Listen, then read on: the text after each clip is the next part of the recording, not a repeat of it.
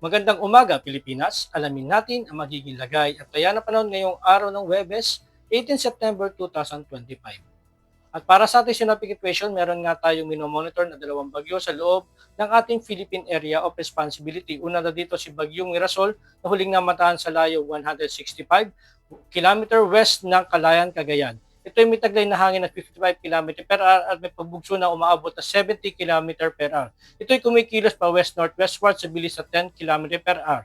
At yung pangalawang bagyo na minomonitor natin ay itong si Tropical Depression Nando na pumasok kagabi at huling namatahan sa layo 1,225 km east ng southeastern Luzon. Ito may taglay na hangin na 55 km per hour malapit sa gitna at may pabugso na umaabot na 70 km per hour. Ito'y kumikilos pa north-northwestward sa bilis na 15 km per hour. At dahil sa bagyong si Mirasol, hinihila nito ang southwest monsoon o habagat na nakaka-apekto sa southern Luzon at western section ng Visayas. At para naman sa track intensity ng bagyong si Mirasol, inaasahan natin na ito lalabas ng Philippine Area of Responsibility ngayong araw at inaasahan din natin na ito ay mag-intensify into tropical storm category bago tumama sa southern China.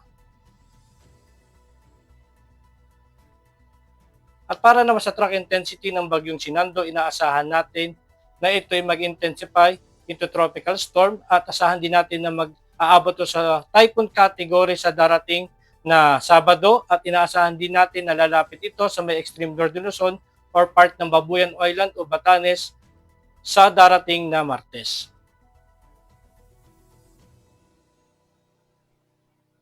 At para naman sa tropical cyclone wind signal, nakataas ang tropical cyclone wind signal number 1 sa Batanes, Cagayan, including Babuyan Island, northern portion of Isabela, Apayao, Abra, Kalinga, Mountain Province, Ifugao, Ilocos Norte at Ilocos Sur.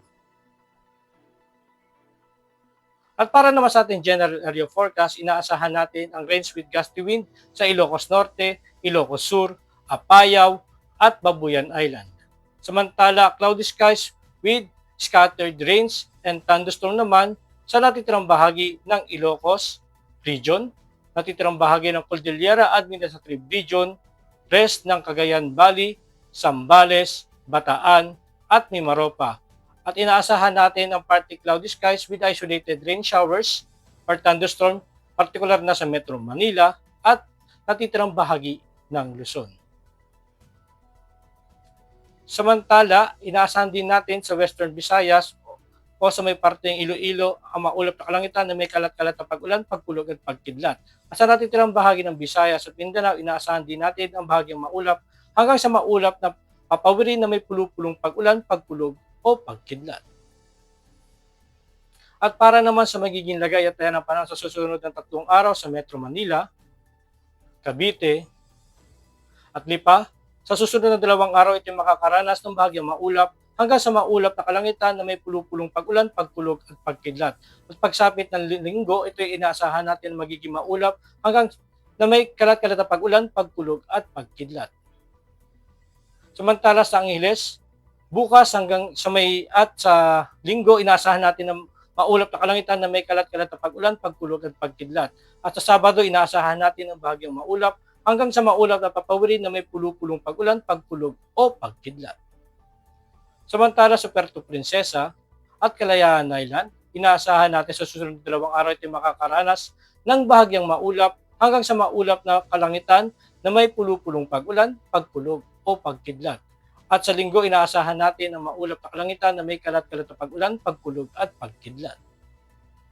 At sa Lapu-Lapu, Zamboanga, Davao, sa susunod na 3 araw ito makakaranas ng bahagyang maulap hanggang sa maulap na kalangitan na may pulupulong pag-ulan, pagkulog o pagkidlat.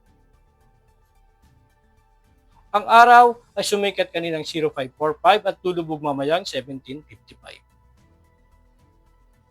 Para sa ating moon illumination, we have 11% decreasing. At para maging updated sa lagay at taya ng panahon, i-follow lang aming social media accounts ng Air Force Weather Center. At sa ngalan po ng aming commanding officer na si Colonel Alvin John Cugador, Philippine Air Force General Staff Corps, ako si Staff Sergeant Edmar B. Sagadraca Jr., Philippine Air Force, weather forecaster ng Air Force Weather Center. Muli magandang umaga, Pilipinas.